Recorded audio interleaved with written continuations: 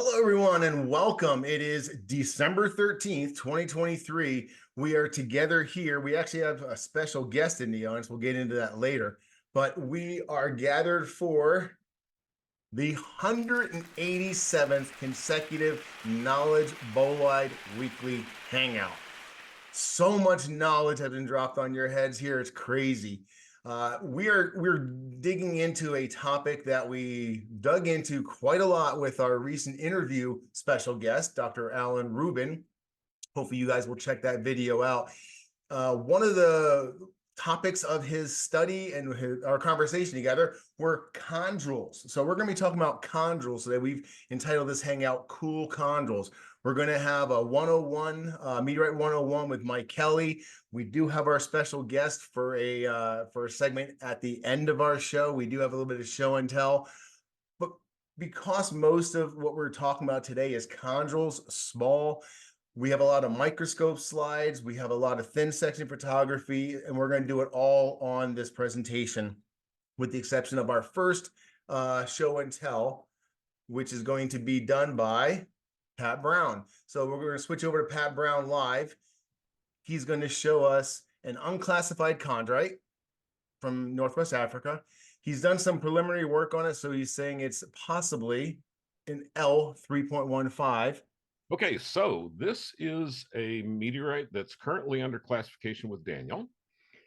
This is a chondrite, and on this cut surface, we can see all the chondrules. The white ones are easier to see. There's some other ones in there too. This one, Daniel has done a bunch of the lab work, and we've measured magnetic susceptibility, and so it will be proposed to the NOMCOM as a 3.15.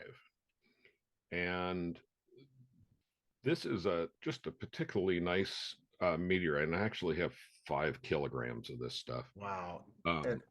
This sample over here is like 1,600 grams. Yes, this one's 1639, and you can see all the fusion crust, shallow bragmoglyphs, and just a beautiful stone. There's a big old clast sticking out of the fusion crust there, and a broken side, and pretty sick with the chondrule. Yeah, this is a beautiful, beautiful meteorite, my man. Outside and inside. And I have one of my favorite scale cubes on top. Absolutely. Topher's logo. So thank you, Topher. Yeah, I really appreciate you sharing this with us. This is something that is pretty unique, and a 3.15. Can you tell us quickly a little bit, like how rare are they? So pretty rare.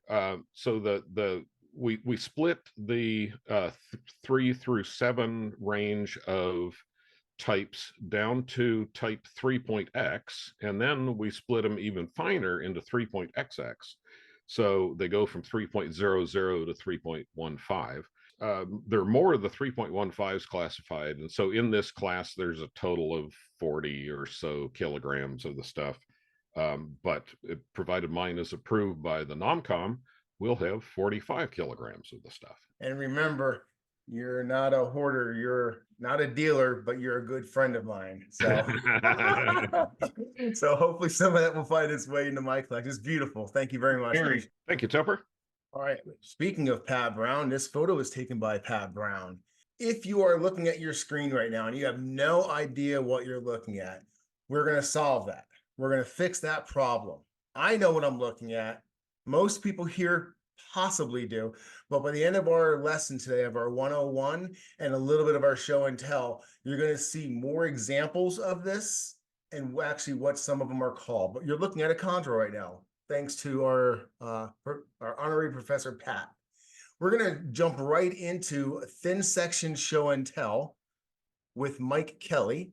And then Mike Kelly, like I said, is going to be joining us later on for our deep dive 101 into chondrules. So Mike, if you would join us, and feel free to direct me through these slides, buddy. Sure. So I picked a bunch of different meteorites to show, some of them of the lesser, least common slides that I had in my collection. So I started out with a big bang. This is a C3 ungrouped. So you can see it's got lots of little chondrules in there. It's got porphyritic olivine in there, and it's got a really dark matrix around it. But again, there aren't so many C3 ungroups out there. So I thought it was an interesting slide to include. Mike, let me jump in for 1 second, and we're gonna baby step people through this just in case people don't know. We're looking at a thin section, which is a thinly sliced, like almost a salami slice, about 30 microns of a meteorite put onto glass on a special glue that's translucent, and then put under the microscope. Anything else you'd like to explain as we go through these? Feel free to, buddy. Yeah, and so all these shots that I have in here are with cross-polarized light, which Pat's done a great job explaining in the past. So the colors you're seeing in here are based on the cross-polarized light effect. And I picked this one here. This is NWA 13152. It's an L3. And the reason I picked this chondrule is you can see it's got that dark rim around it. So that is a armored chondrule in there. So that opaque rim around there is glassy material, or I'm sorry, is metallic material in this one. And that's what's giving it that opaque, non-translucent color. That's beautiful. I'm glad you pointed that out in microscopic form, because later on I have one show and tell, and it's going to include some armored chondrules. Awesome. Yep. Gujba, obviously, as a CBA. So again, you don't see too many thin section slides of this. It's really cool because it has metal chondrules in there, which are, again, opaque. So you're not seeing through those. Those are the blacks in that slide. But the silicates are actually interesting in of themselves, and are also chondrules in there. So you have metal chondrules and silicate chondrules in the same material here. Very cool. And I'll go ahead and plug the conversation with Dr. Alan Rubin that we just put up. Talks about Gujba forming and how it's timestamped. Go to the video, click where you're interested, and play along at home. Back to you. Yep. So this is an EH3. So it's an instantite chondrule. So what's kind of cool here is under cross-polarized light, a lot of the instantite in there is pretty monochromatic. I thought this was a really cool chondrule down towards the 6 o'clock, because it's got a core that is really barred olivine, and then it's all surrounded by instantite. So you can see the contrasting color there between the olivines and the instantite within that chondrule. Beautiful. This is a neat one. So not many chondrules in here. So this is a petrology type 5, but this is actually H5 material that was found within the Almahata fall. So Almahata is overall classed as a urolite, but we've discussed this one before. It's a rubble pile. And you can see there's only really one good tiny little chondrule in there up towards the 12 o'clock, about 2/3 of the way up the slide. But yeah, it's hard to get H5 material out of Almahata, so I was very happy to be able to get a piece big enough to make a thin section slide out of it. Yeah. Sue had to point out to me that it was from Almahata, because I was like, just put H5 on it. And but I imagine H5 material on Almahata felt very out of character and outclassed by all the urolite material and stuff around it, other rare stuff. Yeah, I try not to be nervous when making slides. That was one I was nervous when making that slide. Can you tell me if there's the right amount of metal for an H5 chondrite in that class from Almahata? So I think there was, just from a visual basic, I thought it had a very H kind of composition as far as the amount in there. So it's not showing any evidence of reduction being in the urolitic host. Not that I really noticed. That's interesting. So that suggests it came it's not oxidized. Subsequent to any heating that may have occurred on the body. So that's interesting. Yeah. Probably an H5 impactor then. Yep. Presumably, yeah. NWA 5130. So that's a CH3. Again, CH3s are very uncommon. So it's interesting to have a slide of it. Very, very, very small chondrules in there. This is at a total magnification of 40x. Almost all these slides in here are at magnification 40x, so you can see the size of these chondrules versus the other slides. They're very small and very tightly packed, and very pristine as far as their roundness. That is a great example of one, man. A total difference in variety completely on this one. Yep. So Ishaevo, in the same grouping with the Gujba slide, except this is a CHCB. So it's kind of a combination of the two there. Again, the matrix here is basically all metal, so it's all opaque. So you're seeing that black as metal, and then it's got lots of tiny little chondrules similar to the CH, all packed throughout. And you can see a fragment of a barred olivine in there that's been broken up more. Very Just nice. slides you don't see too often. I'm going to talk about it a little bit in the 101, but chondrules aren't necessarily always round. Sometimes that's by their formation. Sometimes it's by them getting whacked around during accretion. So I picked this chondrule out just because you could see in the slide view, it's a relatively large chondrule. It's got neat polysomatic formation, so it kind of has different nuclear points where the crystal started to grow, and they're radial, so you can see their radial nature there, and they grew in all different points and kind of all merged together to form the one chondrule. But it's got a very odd shape. Yeah, super Very cool. Yeah, I like that one a lot, man. Explain this to me. So this is a slide I made. It's from a hammerstone, and it's got a very large, very polysomatic barred olivine chondrule in there. It's very fine bars in there. This is at 40x. You can see it takes up basically the entire microscope view in there at 40x. So that's the whole chondrule just barely fitting in on my scope to being able to see it. And there's the one right there. There it is. Yep. Wow. Completely filling that window, man. That's beautiful. Now, I have a question though. Unclassified hammerstone, can we know what? Can we know why is it unclassified? Is it in the process? It's in the process, Say and no that more. was actually a slide that I made and I actually sent off to help with the classification. So that's one of the few slides that I've turned in to assist with stuff like that. Fantastic, man. I love it that what we're doing here is actually helping and aiding science do the classification process. Wow, 3.1 now. Yep. So just a real primitive material. And again, this is a nice, I gravitated towards showing some of the bigger chondrules in there with the polysomatic makeups. So they're made up of multiple different grain structures all merging together as those chondrules formed. And so, yeah, this chondrule just has 100 different nucleation sites all going off in different directions, and makes it very eye appealing. Yeah, that's absolutely gorgeous, man. It's a 3.1, so what do you expect, right? Thank you, Mike. I really appreciate that. We're going to check back in with you in a few minutes for your 101 lesson, so definitely appreciate it. No pressure at all with Dr. Rubin in the audience, man. Sorry, I had to do that, man. We're now going to switch over to basically the same thing. It's thin section microscope photography, but I like to point out different things about the meteorite hobby. There's all different avenues that you could be interested in, whether it's physically going out and hunting for them or working under a microscope. If you're working under a microscope, are you working for a scientific point of view predominantly, or are you working from an artistic point of view?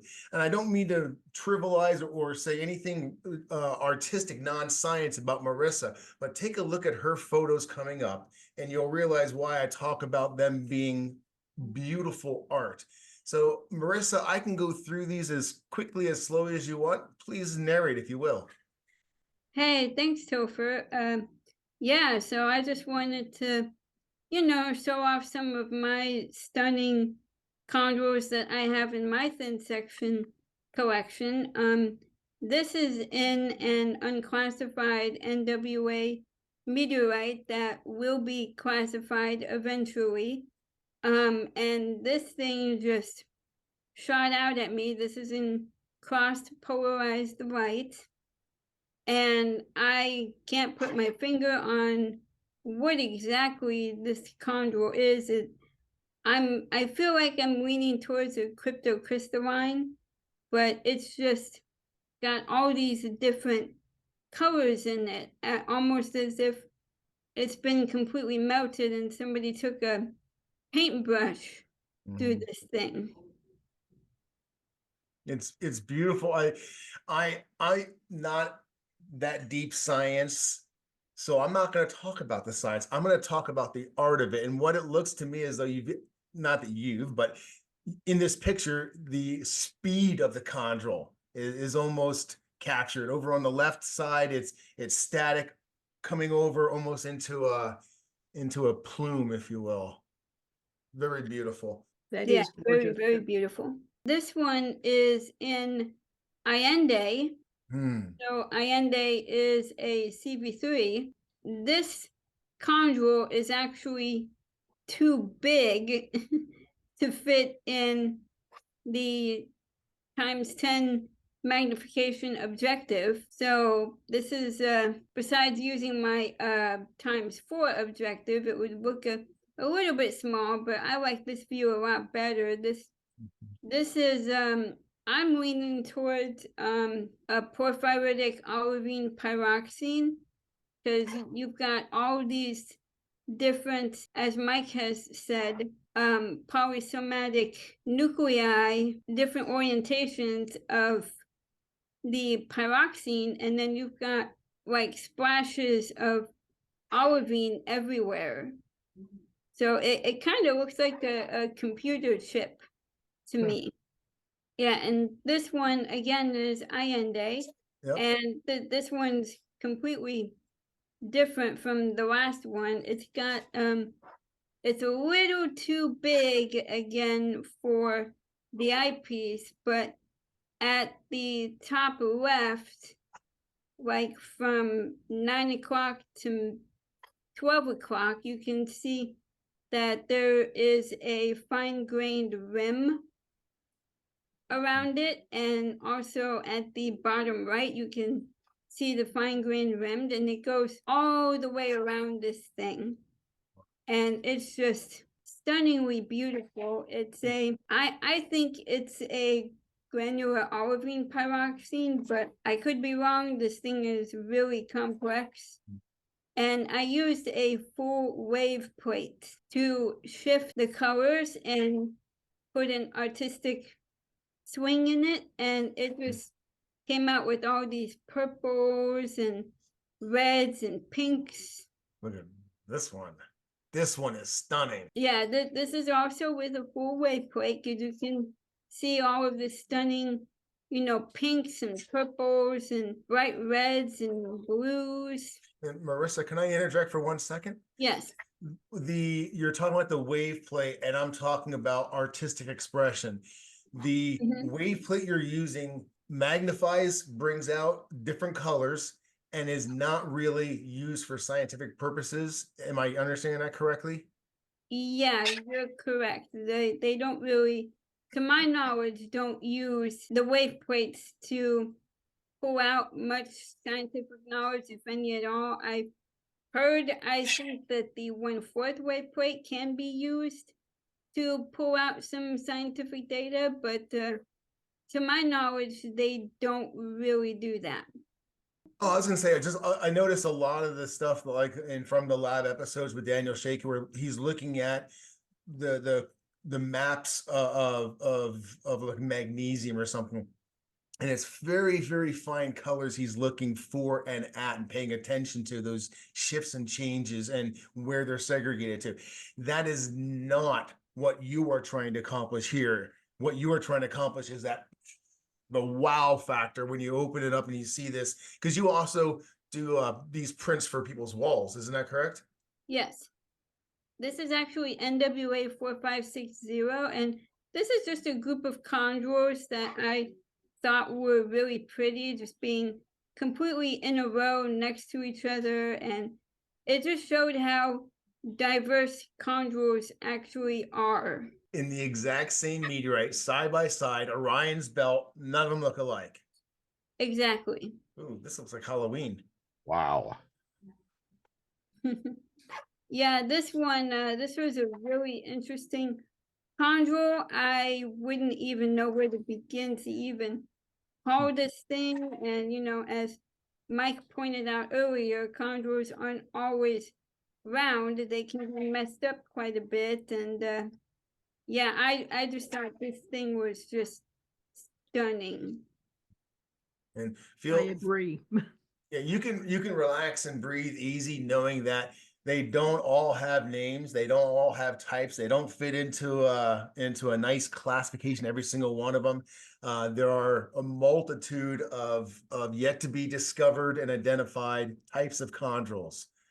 And this is one of my favorite chondrule types. It's again an NWA 4560. This thing, it looks like it's a mixture of a barred olivine on the left, and on the right side, it looks like it's porphyritic. So your guess is as good as mine as what happened to this thing, but it is so beautiful. I really appreciate you sharing every week with us, but especially during the Cool Chondrules Hangout. I appreciate you sharing your art and your science with us. Really is quite stunning. So, and again, if people are interested in buying any of Marissa's art for their wall, I think that's how you're funding your trip to Tucson this year. Feel free to look in the comments down below, and there's a link. Thanks, Topher. We have one more plug. We are about to move into the Meteorite 101. This is a deep dive into the science of meteorites. It's been going on for about 2.5+ years. And it's the only place on YouTube and the internet you're really going to find this in an easy to digest form. If you like what we're doing here and you appreciate it and you want to back what we're doing, I would really appreciate your financial support on Patreon. There's 3 different levels, whether it's just $10 a month or you want to be a rock hounder, and for $25 a month, and I'll actually do a rock ID for you. So that's enough of the sales pitch. All right, now we're switching into the great science of it with our Meteorite 101 and Mike Kelly. Mike, take us through your slide deck, please, sir. Certainly. Let's hop right into slide number 2 and get into some chondrule stuff. Oh, I do want to point out, let me interject. If you notice, a lot of these slides have photo by crew members. So pay attention to that as we go along. Back to you, Mike. Yeah, so the term chondrule comes out of an old Greek word, and it's chondros, and basically it means a grain. So we've talked about Gustav Rose in the past, old German scientist who was key to the original kind of modern classification of meteorite scheme. He is also the gentleman who brought us the term chondrite and chondrule. And the interesting thing is chondrites are defined by the fact that they contain chondrules, but the term chondrite was used a year before the term chondrule was used. So 1863, he termed the term chondrite, and then a year later he termed chondrules to explain the single grains inside as he dug deeper into what made them up. Other things that are kind of interesting about chondrules as far as the basics go, obviously they're grains of molten material or semi-molten material that then solidified out in space. So for the most part, they're round and spherical in the 3-dimensional term, but not always. And we'll talk a little bit more about that later. Just to give you an idea of size, looking at some of those slides that were put in the previous presentation, you're talking about an average range of between 1/100th of a millimeter to 10 millimeters. Now, there are definitely chondrules that are larger than that, but that's kind of the average range on them. And some of the interesting science behind it is there's competing theories out there as to what's older. A lot of times we hear, the chondrites are the oldest things out in the solar system as far as meteorite types. But there are a couple floating theories out there with some backing for isotopic age and some other things that argue that potentially maybe the chondrites were formed from some previous achondrites that were then melted to form chondrules. So there's differing theories out there. We've been working on chondrite theory for more than 100 years. Earliest thing I really saw on formation theory behind them was a Merrill paper from the 1920s. And in that 100 years, we haven't nailed it down to exactly how they form. It's interesting that 100 years later we still have competing theories on what causes their formation and how they come about. Regardless of how they do come about, though, they basically constitute the largest grouping of meteorites. The chondrites far outweigh the amount of achondrites and mesositerites and pallasites. So there's some of the most abundant material that we have to study in the solar system, which makes them important in their own right. And that's why sometimes they're referred to as ordinary chondrites, just based on their bulk, not on how special they are. Exactly. Not saying any theory is right, because like I said, no single theory out there really can nail down and state to a degree that everyone would agree on it, that the variables that go into the characteristics that chondrules show can be met by any one of the theories. But the theories abound, from nebular lightning to nearby supernova radiation causing the heating, to physical impacts between planetary bodies running into each other, or other large bodies running into each other to generate the heating. Again, all these theories produce some of the characteristics we see in chondrules in like lab simulations, but nothing nails it down 100%. I just thought this was a pretty funny quote, and Pat Brown can definitely attest to this. You know, the best way to make friends and enemies in meteoritics is to publish a new theory on chondrule formation models. I love that, man. Yeah. After listening to Dr. Grossman and Dr. Allen, it's like, yeah, decades have been spent researching this by brilliant minds and men everywhere. And there's theories, but it's not a completely understood thing yet. So going back to their formation, regardless of what the cause of the melting heat and pressure was, everyone agrees that these things basically did melt, or at least partially melted. So that partial melting or complete melting and the different textures we see in there, you know, we talked about porphyritic textures and we talked about barred olivine already and saw a couple examples. Some of those textures give us an idea of how hot those chondrules got in order to form, and also how quickly they cooled or quenched. So looking at the composition of the chondrules inside of a meteorite can help us kind of figure out and tell some of these temperatures of formation and speed of formation. So when you hear people reference that in research papers, basically, you know, the type of chondrules in there is kind of helping them figure that out, and that's where that information is coming from. Wow. This is why I'm having you do the 101s, man. I love you break it down, make it easy to digest. That was well done.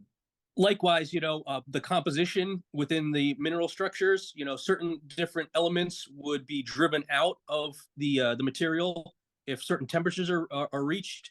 So again, looking at the chemical composition within the chondrules helps us to tell what sort of heating history they've experienced. And again, other things that are pretty interesting in chondrules, again, they say for the most part they're spherical, but not all of them. Some of them didn't melt all the way. So you have multiple heating periods in some chondrules where relic grains exist. Relic grains are bits of precursor material from when a chondrule potentially formed from another chondrule. And then some of these things display complex histories, so they'll melt or partially melt over and over and over again as they form and grow. And so relic grains are bits of older chondritic material inside the chondrules. And I don't think we've ever explained what a relic chondrule or relic grain was on this channel before, so thank you. You know, when you're forming the grains of mineral inside of a chondrule, you know, the longer that there's a molten state, the larger the grain has, the longer amount of time the grain has to grow. So looking at the grain size within the individual chondrules can help us tell how quickly they formed or how long they had in order to nucleate and grow from that melt. You've mentioned, and we've used the term nuclide, nucleosite. Can you explain what that is?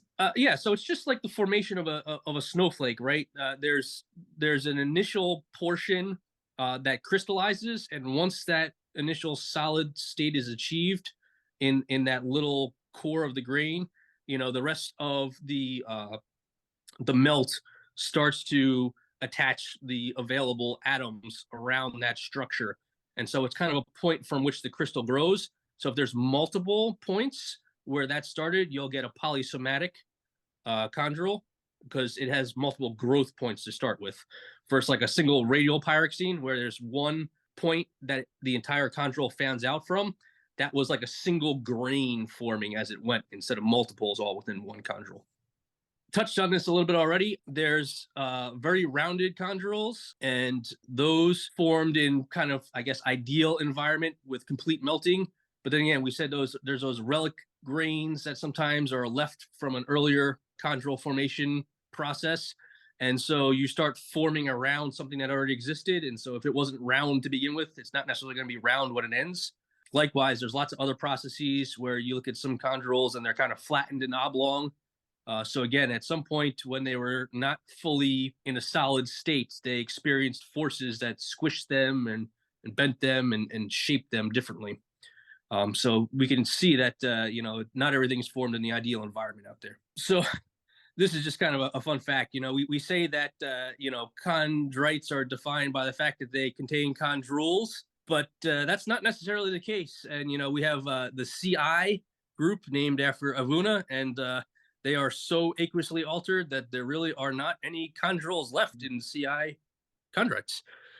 And again, like we saw with the Amahetacitta, right? We could have something that's classified as a urolite, and here's some chondritic material inside of there. So there's some very blurred boundaries out there that make meteoritics interesting. This is a screen grabber. I'm gonna have to put my logo on this. Yeah. So like we said before, chondrules can't all be dumped into a set of types. A lot of them have characteristics of multiple types. These are kind of the common ones. You have barred olivine, where basically it's the chondrule is completely made of olivine, and it's got the olivine bars with glass mesostasis in between. Cryptocrystalline means it kind of quenched before a crystal structure could really develop. So if you wanted to think of a terrestrial analog to something that quenches that fast, obsidian is a glass. Cryptocrystalline chondrules are basically like a glass, where it didn't have time to form mineral grains because it cooled so quickly. Porphyritic olivine, those are going to be the olivine chondrules where you see little either sub-round or kind of hexagonal shaped crystals inside of them. Those are that term porphyritic describes the individual crystal structure. Obviously, a porphyritic olivine pyroxene, it's got that crystal structure where they're kind of blocky and hexagonal or sub-round and hexagonal. But instead of just olivine in there, you're going to have olivine and pyroxene mixed together. Porphyritic pyroxene, obviously same thing as porphyritic olivine, but the chondrule is basically all pyroxene. Radial pyroxene we described, those are those very fan-looking chondrules where they have a nucleation point, and the crystal structure radiates around from that center point. And then you have granular olivine and pyroxene. So granular designs are a little like blobs. They don't really have a euhedral or subhedral hexagonal shape. They're just all random kind of blobby shapes to them. And then you have porphyritic, poikilolytic pyroxene. So that basically is a poikilolytic is a texture where a mineral grain is contained within another mineral grain. So they have a structure that's complex in that they have grains within other mineral grains when you're looking at them in thin section for the pyroxenes. Mike, that's phenomenal. I have a feeling that I'm gonna be pulling this little segment off into a little education clip by itself. And it gives me a chance to reach out to the crew and ask anyone if you have a beautiful photographic example of one of these on here, and don't all pick barred olivine. Let me know and you will make it into the edit, because I want to show an example of all these as Mike was explaining them. So one of the things you can kind of see in the mineral grains when you're looking at them in cross-polarized light is if they're zoned or not. And what that basically means is as those individual grains are starting to form, they absorb elements out of the melt. And so since they're absorbed, the ratio of the available elements changes. So the composition of the exterior of the crystal will slowly change in composition than what the center was. And that's when you hear the term a zoned or unzoned mineral composition, that's what they're talking about. So within the same grain, it's changing in its composition as it gets towards the exterior. The other thing you might hear too is the terms type 1 chondrule and type 2 chondrules when you're digging into research papers. And what that's basically talking about is how much of a reduction or oxidation environment was kind of present. So if it's a more oxidized state, they're going to have more FeO in them, be present inside the chondrules versus less FeO. So whether it's more metallic or whether it's more oxide. And those two types of chondrules are also talked about in this next slide here. Yeah, so yeah, those type ones, they're less FeO in there, they're less oxidized. So it's more of what's called a reduced environment. You know, people say they formed in a reduced environment. And then again, those type twos, more FeO present versus just iron in its unoxidized state. So it's obviously had more available oxygen fugacity in order to turn a lot of that metal into oxides. And again, we're not talking terrestrialization here. We're talking out in the source nebula cloud. And so some of the interesting things are most chondrites don't have all of one type or all of the other type. And so that kind of speaks to the fact that these things maybe didn't form in necessarily one location. There was some mixing going on, things were moving around, because the chondrite that formed has some of both different types in them. You know, for a 20-minute deep dive into chondrules, well done. Thank you very much, Mike. As always, I super appreciate it. I know the crew does as well. Always my pleasure, Topher. Thank you. Good stuff, Michael. All right, now a little bit of show and tell time with Carl Patzer, and he's going to share with us. I think I have all the pictures. You're just going to narrate, and this is a L3.3. Yeah, this is out of Northwest Africa, 2009. Doesn't have very much total known weight, only 390 grams, and I got this from the main mass holder. So this is these are cross-polarized images of the actual part slice. The first couple are what we kind of just called the beautiful. I mean, this is as far as I know, is a porphyritic chondrule, the largest one there. I think it's porphyritic olivine. This meteorite is so full of chondrules, it's just like it's packed. So picking one or two out was just like, it was just something different everywhere you looked. Are all these pictures from the same one, Pat? Yes. Or Pat? Patzer? Yeah. Okay. The another porphyritic one off to the left, and the next shot you see a twinned Bart olivine right next to it, which has been kind of broken up. So that's another like good example of just so much mixed up in one place. And these are more what I call the kind of like bizarre. That might be polysomatic, but I'm not sure. The one off to the left there is a really interesting, and it's also got some others crashed into it at the top there. You can see. Check that one out. Yeah, that's a pretty crazy. And this is another one I think maybe polysomatic. Just bizarre. So I called this the beautiful, the bizarre, and you know the last one in my group I call the badger, and I think you'll see why. Now that one was my joking around attempt at saying proof of panspermia, that mammals come from meteorites, and you can see that clearly there's a structure there. That is but awesome. I think that is I think that may be a cryptocrystalline, but I'm not 100% sure what type it is. It's definitely got a lot going on here. Fantastic. Well, tell you, that is one way to enjoy chondrules. Another way to enjoy chondrules is in your hand rather than under the microscope. And I'm going to talk to you about a meteorite that I absolutely love. It was some of the backgrounds that you saw in the presentation today. This is Panu. It's estimated to be an L3.6. It's a witnessed fall. And I literally just have a video of this beautiful, beautiful meteorite. The reason I wanted to pick this meteorite is because it's not expensive. To usually get something subtype 3.x whatever, you're going to be spending quite a bit of money, especially when you're talking about 3.1, 3.0. Those are crazy.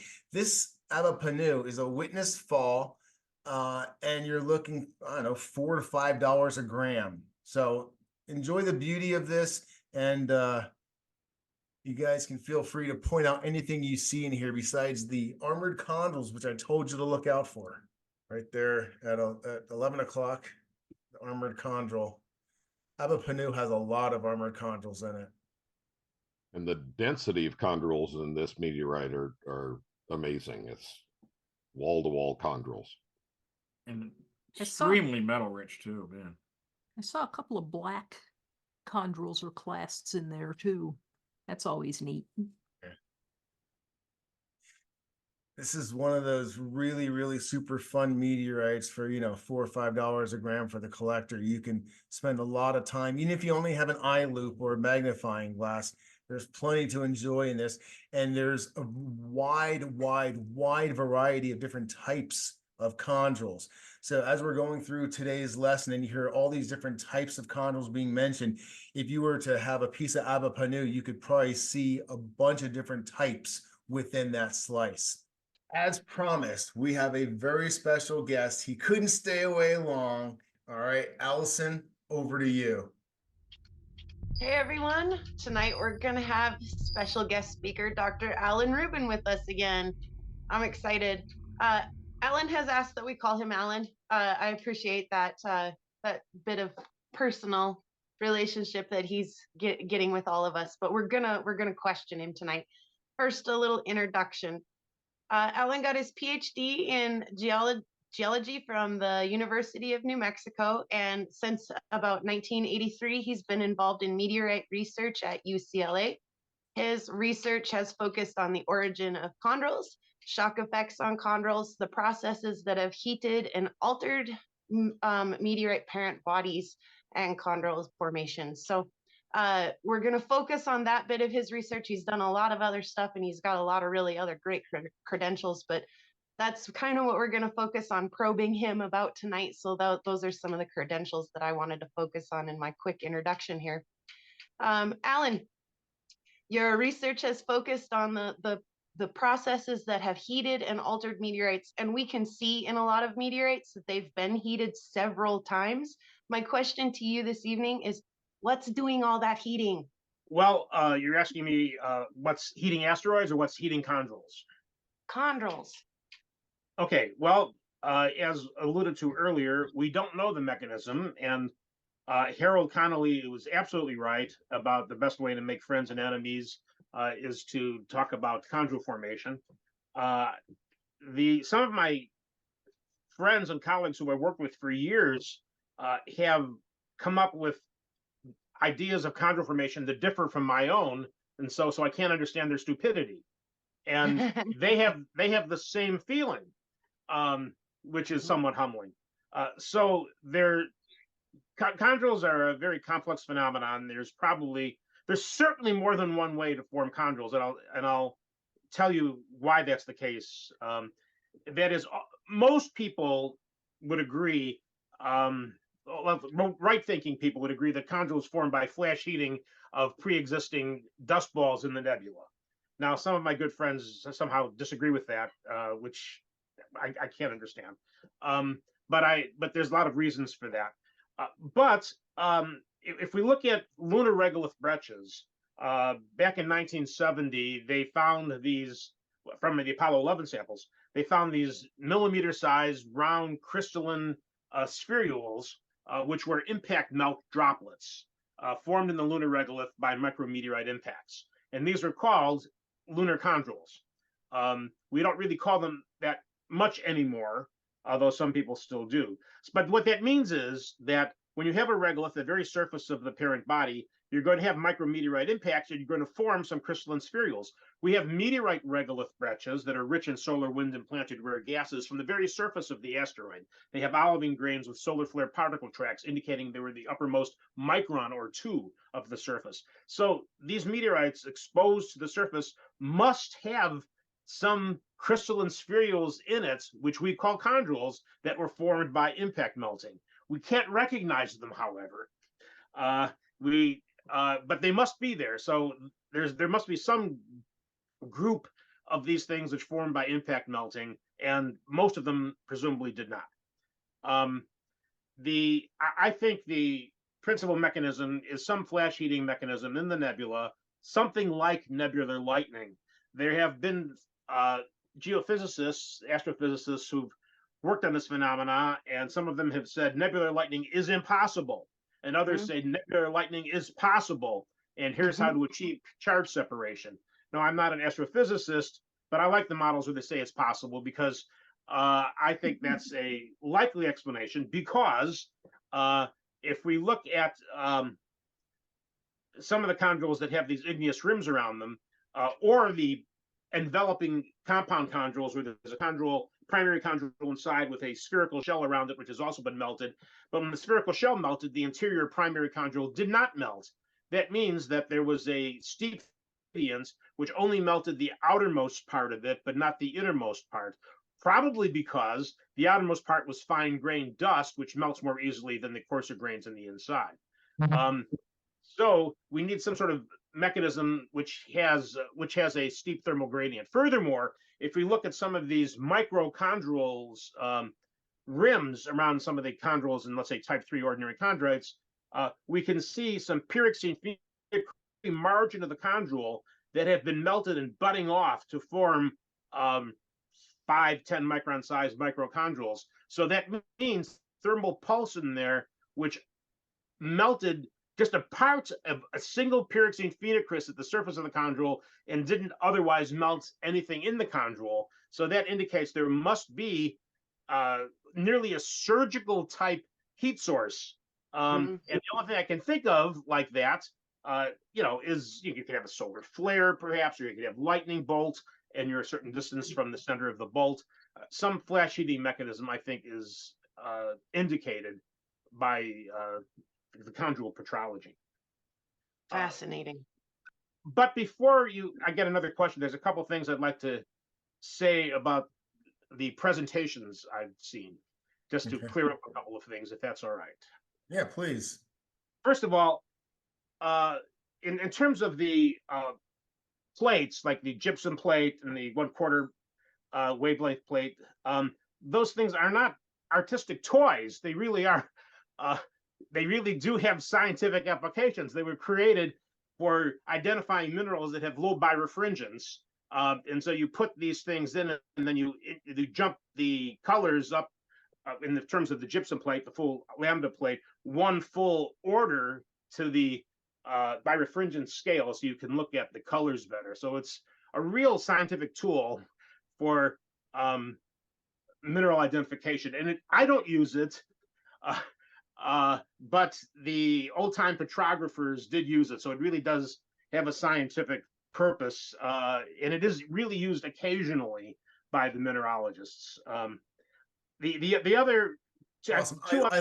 I love corrections and feedback like this, because I do my best to try to explain things, but I'm on my limit sometimes. So understanding when and how and why helps. Thank you. Okay. Also, Mike was saying that the cryptocrystalline ones are glassy. They're not glassy. Cryptocrystalline is defined as having 2 micron or smaller grains. They really are mineral grains. That's not glass. There are multiple domains in it because it's cooling so fast. There's a few relic grains in there which act as nuclei, and so you get these little domains popping up. And it's, again, quenching gives you these tiny grains that are less than 2 microns in size. By definition, I have a paper on glassy chondrules that really are up to 95% pure isotropic glass. They're very different than cryptocrystalline chondrules. They look nothing like them whatsoever. And so you have to keep that thing in mind. Also, I just want to make a plug. All the thin sections I saw are all in transmitted light. And there's an enormous world out there in reflected light as well. So I just urge all of you guys, when you have thin sections made, get a doubly polished thin section that also can be viewed in reflected light, because there's so much information and so many beautiful textures, not just scientifically interesting, but also aesthetic, that can be seen only in reflected light. And so I just make a plug for that, because it's so important. So many insights can be made in understanding these rocks by doing the reflected light petrography as well. Okay, that's my also, sorry, I have a couple other things I wanted to say. No, go Thank for you. it. I just want to interrupt really quickly and say thank you, Alan, for answering my question. I really appreciate it. And then now go ahead. I didn't want to interrupt you. I just wanted to get that thank you in. And please carry on with your plug. I'm pleased to do it. The chondrule cooling rate is studies are a mess. And you can't be taken, at face value. The reason is because if you look at the literature, they salt their charge with grains from 40 microns to 250 microns in size, which are huge grains. So when they melt them, of course, you're going to get porphyritic chondrules that are big, at phenocrysts that are big, because you're already starting with big nuclei, which I think is often not the case during chondrule formation. So if you have, let's say, a 500 micron phenocryst in a real chondrule, some chondrule researchers will say that the chondrule must have taken hours to cool because it takes a long time to grow a phenocryst that large. That would be the case if it grew from one heating cooling cycle, and I think that is demonstrably not the case. If you look at these things, whenever there's a huge phenocryst, there's also small grains in there too. In many cases, in the porphyritic chondrules, especially in COs, you can see that there's 5 micron grain. And the 5 micron grains have the same composition as the outer 5 microns of the big phenocrysts. So I think during the last heating event, you only grew 5 or 10 micron thick layer on the phenocryst, and when you grew the 5 micron grains from the mesostasis during cooling. So I think that there's been multiple heating events responsible for growing these coarse phenocrysts, and so the chondrule cooling rates of some hours to take to grow this whole thing are irrelevant, because I don't think it worked that way. If you look at some of these phenocrysts in phosphorus X-rays and make X-ray maps, I have a paper in late 2021 about this in Geochemica Cosmochemica Acta. You can see that grain that looks normal in the microscope, looks normal in the backscattered electron image, has a normal iron zoning profile, shows very complex features in phosphorus X-ray maps, indicating a very complex history for a normal looking grain. That's because this is fat and diffuses very slowly, and so it preserves the texture previously where the iron and the magnesium zip around faster and sort of equilibrate. So you can see that a lot of these chondrule phenocrysts have had a very complex history, even in a normal looking chondrule. So again, think it's very complex. Essentially all, let's CI aside, all the chondrites have type 1, 2 chondrules in them, although in the carbonaceous chondrites, there's few type 2s. And the ensotite chondrites, extremely rare type 2s, but they're almost all type 1s. But the definition of what a type 1 and type 2 is, I think I found 5 or 6 different arbitrary definitions of where the line is that separates them.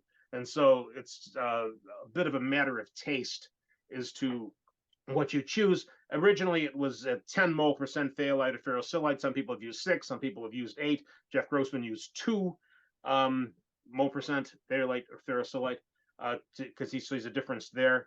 And if you just plot histograms, you sometimes, depending on the chondrite, you might get a different hiatus in one of these places. I generally use something between 8 and 10 and 12 in that range. Let's say 10 plus or minus 2. If there's a nice hiatus. Okay, let's see. The chondrule, the type 1 to type 2 ratio varies in the ordinary chondrites. When you go from H to L to LL, the type 2 to type 1 ratio increases as you get more FeO-rich material and more oxidation. And I think that the loss of metal from type 1 chondrules while they're cooling by centrifugal force is responsible for some of the chemical fractionations observed in the solar nebula, like the metal silicate fractionation and things like that, which you guys can look up if you're not familiar with it. Okay, that's some of the things that had just occurred to me while the previous speakers were talking. So I'll be happy to answer further questions. That's not bad. I'll be honest with you, man. For a bunch of citizens doing our best to understand the deep science things and then have you step up and offer some corrections. Mike did a fantastic job. We have one other question planned, and then I have a question, and then we're going to break into free conversation. So I think the next question is Diane. Diane, are you with us? I'm here. Nice. I hope this is your question. Yes, that is. Okay. So, Alan, thank you for coming on.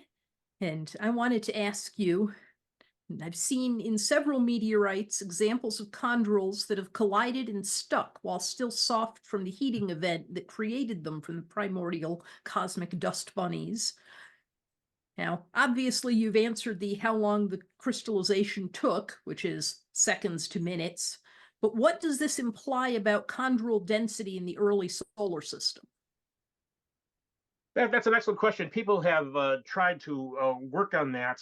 And I think it implies little because in some cases you'll have, I think Adi Bischoff was a co-author of the paper where he had one primary chondrule with like 15 different little adhering secondary chondrules that touch the surface. Those things presumably formed all at the same time. The chondrule density must have been fairly high at the time, or there was just a lot of dust in that vicinity and it all got zapped and they all collided together pretty quickly. So the chondrule density must have been pretty high for that.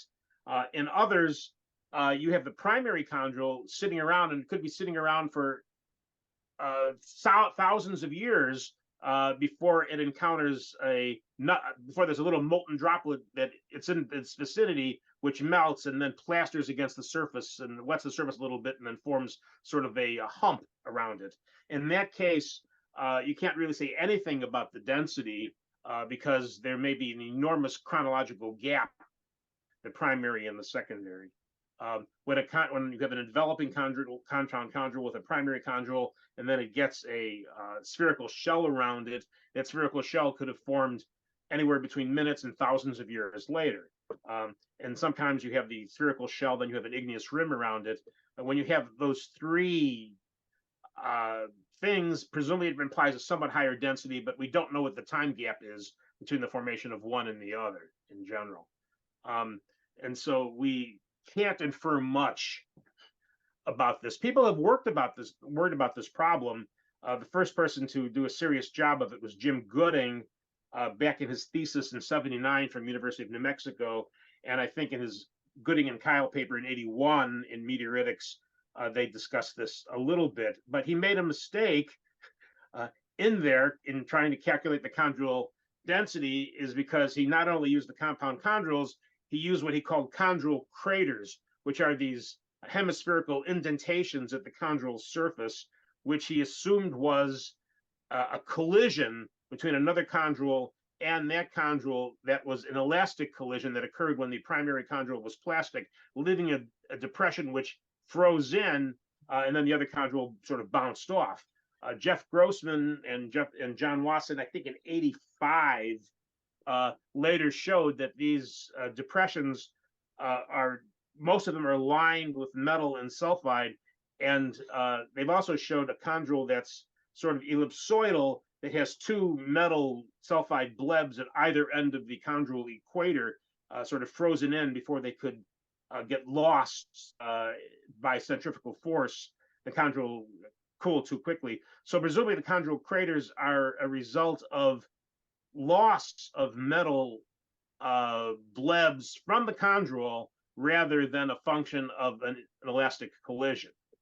And so the calculations that Gooding did, based partly on what he called chondrule craters, isn't applicable because he made the wrong assumption about the origin of the craters, thinking they were collision rather than loss of metal sulfide from the chondrule itself. Excellent. Thank you. I appreciate that. I think that is the last of our prepared questions. We're going to invite anyone who has a huge thank you to our new Knowledge Bolide crew member, Dr. Alan Rubin. This was just about 20 minutes of his visit with us last Wednesday. There is another hour and 15 minutes of it that I've edited out, and you're looking at a little fast action of it on our members only content. So if this is the kind of information you want, classifiers, asking other classifiers questions, and getting in deep science, please support me on Patreon. You can become a member and take a look at all the great videos we have to offer.